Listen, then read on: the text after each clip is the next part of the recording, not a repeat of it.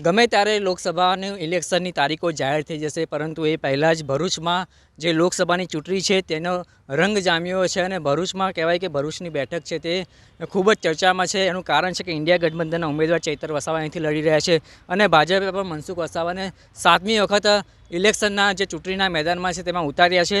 અહીંયા ભાજપની ટક્કર હંમેશા ભરૂચ બેઠક પર રહી છે. ત્યારે આપણી સાથે કેટલાક યુવાનો છે.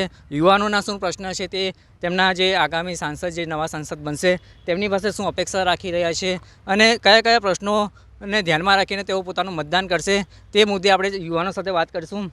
આપણી સાથે આ યુવાન છે, એમને પૂછીશું કે લોકસભાની ચૂંટણી આવી રહી છે, ખાસ કરીને તમે યુવા વર્ગ છો, તો યુવા વર્ગ કયા કયા પ્રશ્નો છે ને શું તમે મનમાં ધારીને મતદાન કરવા જશો? અમારા બધા વિદ્યાર્થીઓ છે તેમના ઓલમોસ્ટ સવાલોના જે છે મતલબ અમને આન્સર મળી ગયેલા છે, પરંતુ અમારા અમુક મુદ્દા એવા છે કે જે સ્ટુડન્ટોને ફ્રી એજ્યુકેશન મળે છે પણ હજુ ફ્રી મળે, તેમજ આ ટ્રાન્સપોર્ટેશનની જે દુવિધા છે તેમની સુવિધા સારી રીતે થાય તેવા અમે અપેક્ષા રાખીએ છીએ. બીજું કે જે સાંસદ મનસુખભાઈ વસાવા એ સતત 6 વખત ભરૂચમાંથી જીત્યા છે અને હવે 7મી વખત ચૂંટણી લડવા જઈ રહ્યા છે, તો એમની પાસે શું અપેક્ષા છે અને એમના કયા કામો તમને ગમ્યા છે? કામો તો 6 ટર્મથી જે સાંસદ બનતા હોય તે કંઈ સારા કામોના લીધે જ બનતા હોય છે. આ 7મી વખત બી જે નરેન્દ્રભાઈ મોદી એમને આપી છે ટિકિટ, એમના કામોની વાત કરીએ તો જે જગ્યા પર એમના આન્સર લેવાનું, જ્યારે જગ્યા પર નિર્ણય લેવાના હોય છે તે લઈ લે છે. તેમજ કામો તો તમે જોયો છે, જેમ કે બસ સ્ટેશન હોય કે કોઈ બી હોય તે બધા કામો થયા જ છે. એના પ્રશ્નો લઈને એમને મળવાની જ હતી ટિકિટ. 7મી વખત બી એ બહુમતથી 5 લાખથી વધુથી મતથી જીતશે એવી અમને આશા છે. તમને હું પૂછીશ કે જે સાંસદ છે મનસુખભાઈ વસાવા એ 7મી વખત લડી રહ્યા છે, એની સામે ચૈતરભાઈ વસાવા છે, તો તમને નથી લાગતું કે નવા ચહેરાને તક આપવી જોઈએ? ના, કારણ કે આપણે જે 6 ટર્મથી જોયેલું છે એમનું કામ સારું છે, એટલે એ પ્રમાણે તો જોવા જઈએ કે નવું કેવું હોય કે સારું હોય કે ના પણ હોય, પણ આપણે જે જોયું છે એ પ્રમાણે તો સારું જ છે ને. 7મી વખત આવે તે લોકો માટે સારું છે. ચૈતર વસાવાને આટલી બધી લોકપ્રિયતા છે અને ભરૂચમાં મનસુખ વસાવાની પણ લોકપ્રિયતા છે. આ વખતે વસાવા સામે વસાવા ઉમેદવાર છે, પરંતુ જે પ્રજાના પ્રશ્નો છે એ પ્રજા શું મનમાં વિચારીને મતદાન કરવા જશે? અચ્છા, એકલું આદિવાસી સમાજને લઈને મનસુખભાઈ આગળ નહીં ચાલતા, એ બધા જ સમાજને લઈને ચાલે, એ બધાના ક્વેશ્ચન દૂર કરે છે, તો આ વખતે પણ મનસુખ વસાવા જશે. આપણી સાથે એક મહિલા બેન પણ છે, એમને પૂછીશું કે એ જે ચૂંટણી છે ચૂંટણીમાં યોજાશે, એમાં ખાસ કરીને મહિલા તરીકે તમે શું અપેક્ષા રાખો છો સરકાર પાસે? કયા કયા મુદ્દા છે જે એડ્રેસ થવા જોઈએ? સૌથી પહેલું કે વુમન એમ્પાવરમેન્ટ. આપણે વાત કરીએ છીએ વુમન એમ્પાવરમેન્ટની, પણ એટલી એમની ચાન્સીસ નહીં મળતા એટલા વુમન એમ્પાવરમેન્ટના.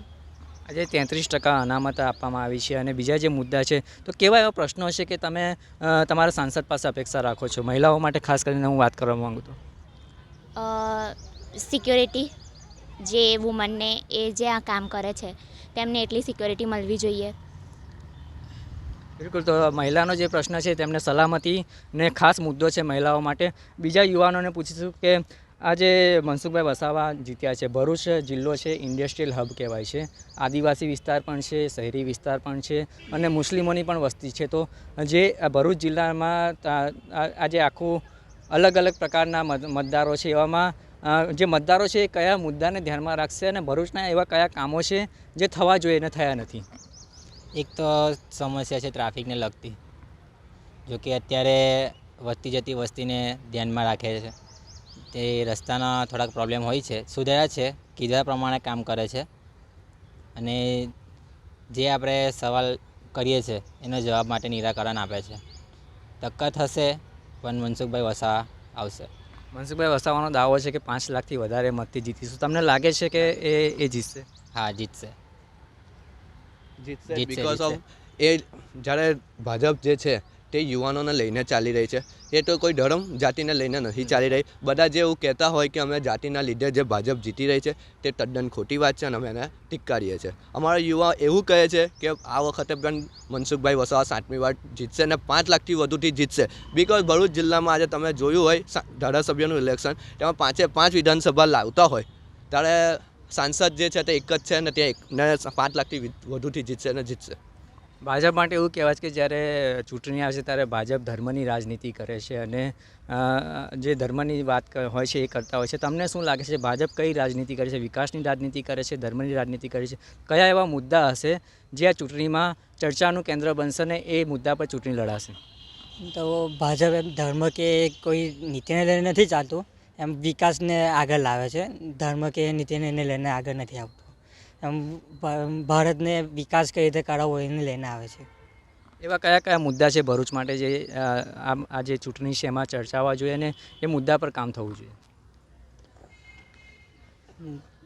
તો યુવાઓના એવા કયા કયા મુદ્દા છે જે યુવા ખાસ કરીને પોતાના જે નવા સાંસદ છે તેની પાસે અપેક્ષા રાખે છે? જી આપને આજે સ્ટુડન્ટોને જે ટ્રાન્સપોર્ટમાં થોડી તકલીફ પડે છે તેની જે તકલીફ દૂર થાય એવી અમે અપેક્ષા રાખીએ છીએ નવા સાંસદ પાસેથી, ને એ જરૂરથી દૂર કરશે એવી અમે આશા રાખીએ છીએ. બિલકુલ. તો આપણી સાથે બીજા એક યુવા નેતા પણ છે જે આમ તો કોંગ્રેસ સાથે જોડાયેલા છે. એમને પૂછીશું કે આજે એમણે કીધું કે વિકાસની રાજનીતિ કરે છે અને ધર્મની રાજનીતિ નથી કરતું. ખાસ કરીને જે સમસ્યાઓ છે, ટ્રાફિકની સમસ્યાઓ છે, તમારા મતે કઈ કઈ સમસ્યાઓ છે ભરૂચમાં અને કોણ કોને ટક્કર આપશે? ટક્કરની વાત કરીએ તો એ આવનારા સમયની અંદર પ્રજા બતાવશે કે શું રિઝલ્ટ છે. વસાવા વિરુદ્ધ વસાવા છે, આદિવાસી બહુમૂલ્ય ભરૂચ જિલ્લો છે. તો આગળના સમયમાં જ જોવું રહ્યું કે પ્રજા કોને ચૂંટીને લાવે છે. ત્યારબાદ રહ્યા વિકાસના મુદ્દાના કામ ને વિદ્યાર્થીઓ અને યુવાનોના કામ, તો ભરૂચ જિલ્લોએ આખા ગુજરાતને આખા ઇન્ડિયાની દ્રષ્ટિએ ઔદ્યોગિક મોટું હબ છે, પરંતુ અહીં સૌથી મોટામાં મોટી યુવાનો માટે શિક્ષિત બેરોજગારનો પ્રશ્ન છે. ભરૂચના લોકોને નોકરી મળવી જોઈએ એ સૌથી મોટો મુદ્દો છે. જ્યારે શિક્ષણની વાત કરીએ ત્યારે કોઈ નવી કોલેજ આજ સુધી કે નવું કોઈ વિદ્યાર્થીઓ માટે કે યુવાનો માટે કે સ્પોર્ટની એની સુવિધા ખાલી નામ પર જ છે, આજ સુધી ઉદ્ઘાટન કરવામાં નથી આવ્યું. બીજા ઘણા મુદ્દા છે, જેવી રીતે ટ્રાન્સપોર્ટનો મુદ્દો કીધો વિદ્યાર્થીઓ, એવી રીતે બસો અનિયમિત છે, ફી એફઆરસીના નિયમોનું લાગુ થતા નથી આજ સુધી. મન ફાવે તેમ વાલીઓને બર્ડન આપીને ફી ઉઘરાવવામાં આવે છે. એવા યુવાનો અને વિદ્યાર્થીઓના ઘણા પ્રશ્નો છે તે આજ દિન સુધી સોલ્વ નથી થયા. એ માટે આશા રાખીએ છીએ કે જે પણ કોઈ આવે પણ આ યુવાનો અને વિદ્યાર્થીઓ માટે, અને સૌથી મોટો મુદ્દો શિક્ષિત યુવાનો જે છે તે બેરોજગાર છે, એ લોકો માટે રોજગારી આપે. આટલા મોટા ઔદ્યોગિક હબ છે, એની માટે જ આપણે આગળના સમયમાં જોવું રહ્યું. બિલકુલ. તો આપણે જે રીતે વાત કરી કે શિક્ષિત બેરોજગારનો મુદ્દો છે ભરૂચમાં, તો તમે હવે કોલેજ પૂરી કરશો અને તમે નોકરી માટે ક્યાંક પણ જશો તો ભરૂચ જિલ્લામાં તમને એ કોઈ મુદ્દો લાગે છે બેરોજગારીનો, સ્થાનિકોને રોજગારી મળતી નથી, એવો કંઈ મુદ્દા પર તમે ચૂંટણી લડશો?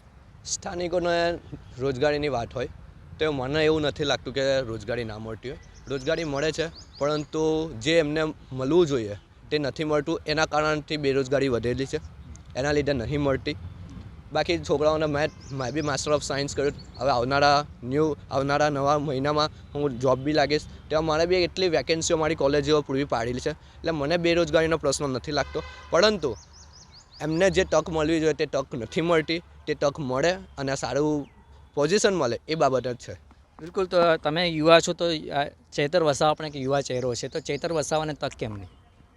એ તો હવે મને કંઈ ખાસ ખ્યાલ નથી, પણ મેં જ્યાં સુધી મનસુખ વસાવાને જોયા છે ત્યાં સુધી હું એમની સાઈડ જ લઈશ.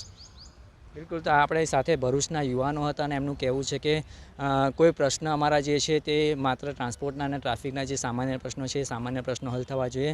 બાકી જે મનસુખ વસાવા છે તે 6 વર્ષથી જીત્યા, 6 ટર્મથી જીત્યા છે અને 7મી વખત પણ જે તેમનો દાવો છે કે 5 લાખ વધુથી મતથી જીતશે, એ દાવો પૂરો થશે અને યુવાનો ભાજપને જે વિકાસની રાજનીતિ કરે છે ભાજપનો સાથ આપશે. જ્યારે બીજા કેટલાક યુવાનોએ જણાવ્યું છે કે ભરૂચમાં સ્થાનિક બેરોજગારીનો પણ મુદ્દો છે અને જે કંપનીઓમાં ઇન્ડસ્ટ્રીયલ હબ છે ભરૂચ અને સ્થાનિક લોકોને જે નોકરી મળવી જોઈએ તે મળતી નથી. તે પ્રકારના જે મુદ્દા છે તે આગામી જે સાંસદ છે તેઓ હલ કરવા જોઈએ. ત્યારે આ મુદ્દે હવે જે લોકસભાની ચૂંટણી યોજાવા જઈ રહી છે, લોકસભાની ચૂંટણીમાં કોણ કોને ટક્કર આપશે અને જે લોકોના જે પ્રશ્નો છે એ કોણ કેવી રીતે ઉજાગર કરશે અને કયા કયા મુદ્દા પર ચૂંટણી લડાશે તે ચૂંટણી પ્રચારના આગામી દિવસોમાં જોવાનું રહ્યું. ભરૂચથી ગૌતમ ડોડિયા, ગુજરાત તક.